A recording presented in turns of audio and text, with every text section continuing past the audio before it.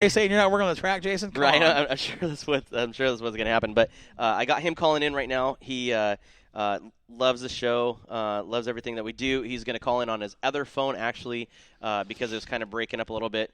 So as soon as he calls back in, actually right there, that's where he's at. So let's do this. Hey, Jason, welcome to Northwest Dirt News. You are live on the air. How you doing, buddy? I'm doing good, man. How you guys doing? Not too bad. Hey, we were just talking for the last 20 minutes or so through our broadcast about Salem Indoor and about how, the new changes, the new program and stuff, and the new, basically, promoter is coming in, and that is you. Let's talk a little bit about that. Yeah, no, it's been an easy transition. Second year now being involved with Salem. So we obviously have tried to make some changes for the best. I'm coming into this pretty new, so I've had a lot of help from a lot of the racers, kind of telling me what they want to see done. So my goal is to try to listen to the racers and try to make a better place for them. Right on, Jason. Corey Penfold, how you doing, bud?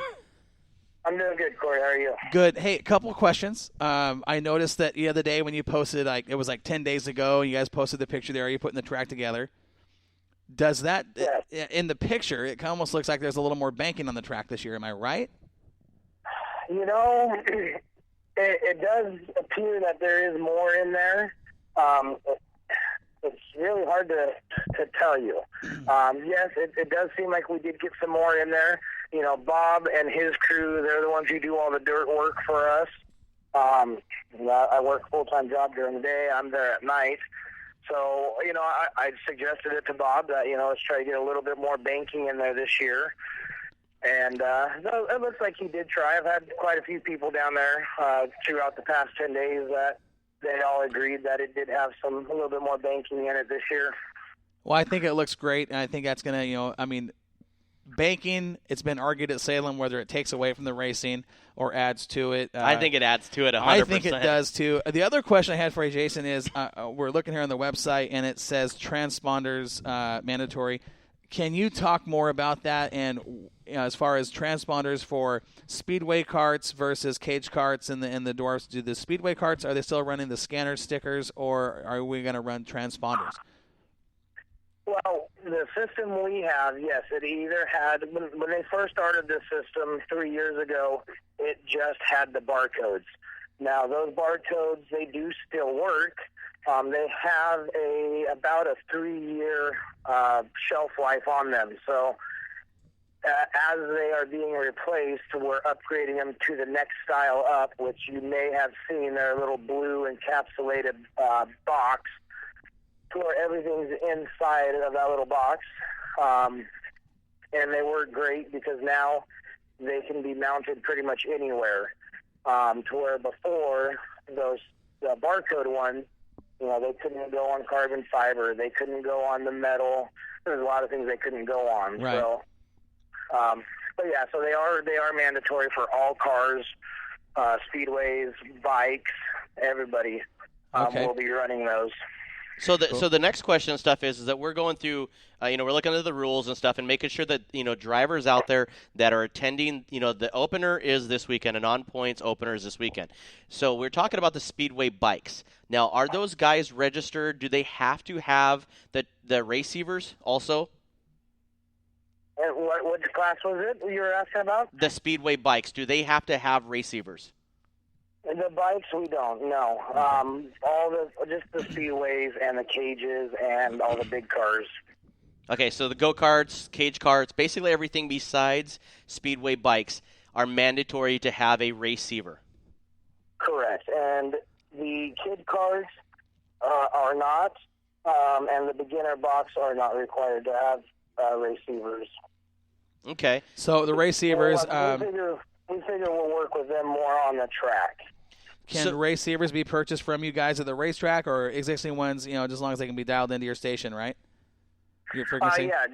Jim Schofield will have plenty of receivers on his trailer, as well as Jerry O'Hagan will have Nitro Bees on his trailer. Perfect. So let's talk about, are we going to the default setting for the receivers? No, we have our own channel up there, and right now I am not by my book to tell you what that default channel. I think the channel is 1346, but I'm not by my book right now to tell you what that code is. But we will have it posted at registration. We'll also post that on It'll Moxie be Media. well known. We'll talk about it in the drivers' meeting. We'll help drivers make the switch. I do have a couple radios in right now getting reprogrammed that I don't know if they'll make it back on time, but they will have the default channel in there. So eventually we'll try to follow the rest of the tracks and just stick with the default channel. So if somebody or whatever, that doesn't know how to program their receiver, Schofield and people there to be able to help program those, correct? Absolutely. Yeah, and on our website under the document tab, I've got a link on there for Receiver on how to go in there and program it as well. So they can print it off, bring it with them to the track, and between myself and Schofield and O'Hagan, we can help them get it all dialed in. Very cool. One of the things I want to talk to you about, Jason, is Cage Cup now running under a different title.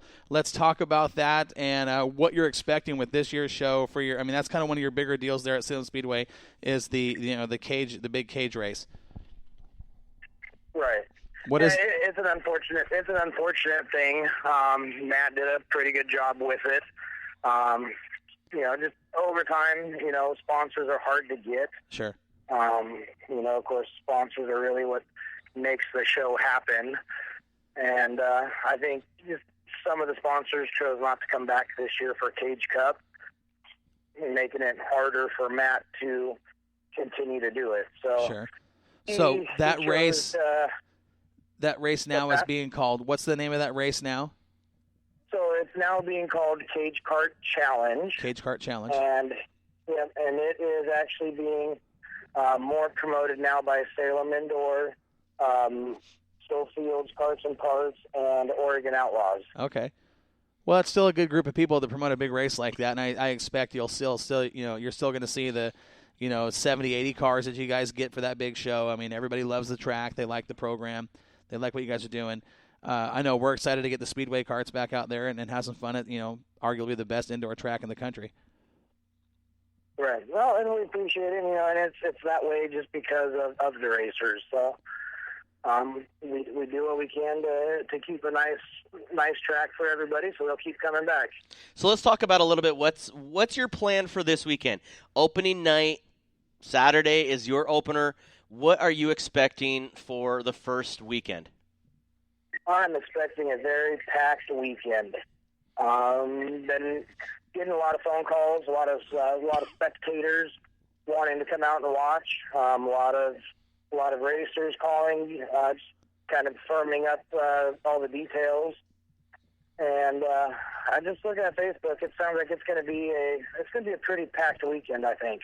So the prices and stuff like that for a spectator, let the fans and stuff know that haven't been out to Salem for a couple of years, what the price for general admission is. And now, does that price, if they want to come out for the beginning of the day, do they have to go back out and repay for the afternoon's races?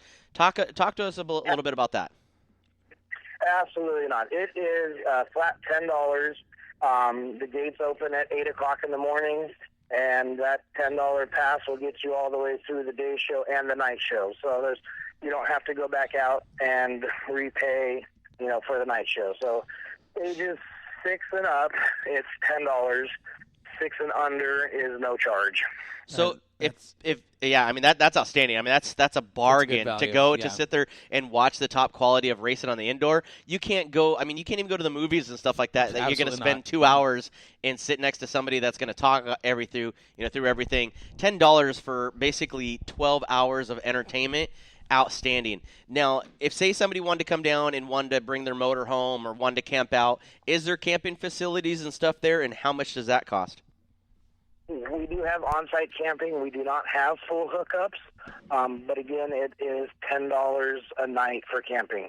Okay, and so when you talk about full hookups, do they have any sort of little hookups like electrical or anything like that, or basically is it all generated power for their person? There is limited amount of power. You may have to just run some cords, but no, there is power. but no water sewer hookups. Okay. Another question for you, Jason. You know, another big race there for you guys is the BK, and I believe this is BK9 this year. Are you getting calls on that? Because that race is getting bigger and better every single year, and the quality of the competition shows up. It's fantastic. It is, and this year we haven't even started the indoor season yet, and we're already getting pre-registers. We're already getting sponsors coming on for BK9. So it's getting a lot of feedback from East Coast again this year.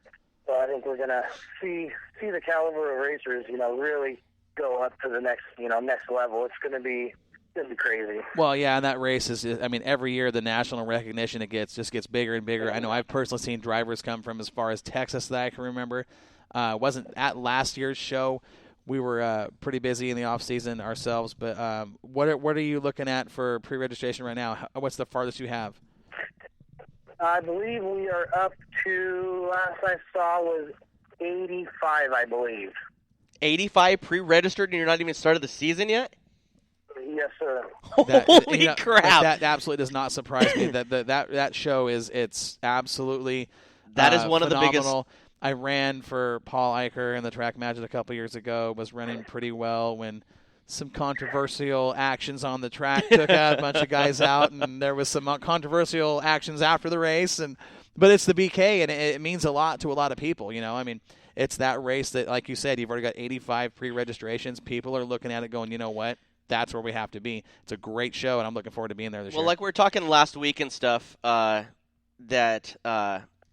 talking about, Jeff Benson has been a huge, huge part of my life. When I ran CKA for many, many, many years, actually dated my sister, and to see, Buddha pass the way he did, it's sad to see a friend go. But what a way to honor the guy. Absolutely. I mean, he's, you talk about Ronnie Cox and stuff and how close and stuff they were, and this BK, this BK deal has just, has exploded from, just being up north to coming down here and to have it at Salem Speedway, and the way it has taken effect and the way the racers have, even the racers that never even known Jeff, to honor him the way they have. That's it. That's what I'm saying. That right there shows the camaraderie and the family in our sport.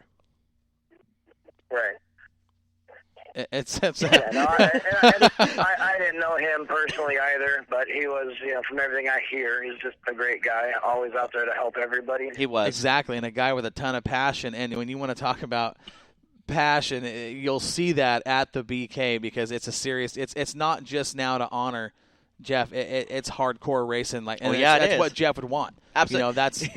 His whole deal, when he took over, he's been in racing for many, many years, and when he, bought J.R. Parrott Racing's program, his go-kart program, trailer and everything, went up north, started that up there, didn't make it as successful as he thought he could for whatever reason, but so many people supported what he did. There's tons of go-kart places and stuff to go to. Up north, all that. There's not Salem Speedway, though. That's right. And they would sit there and say, okay, hey, look, in honor to him, let's bring it down here. One of the best facilities around. The best. Yeah. You talk about Salem Indoor. Everybody from across the country knows about Salem Indoor and what you guys do. And we're just proud to be able, to bring it to Northwest Dirt News and to bring it to the fans. And anything that you have that you want to, to let us know and stuff about what's going on, Jason, don't hesitate to get a hold of us, and we'll put it up on Moxie for you.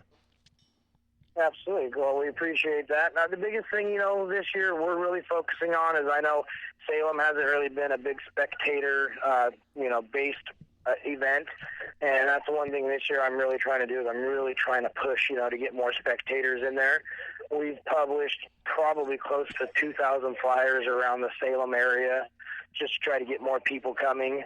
Ad today in the Statesman Journal about the events coming up.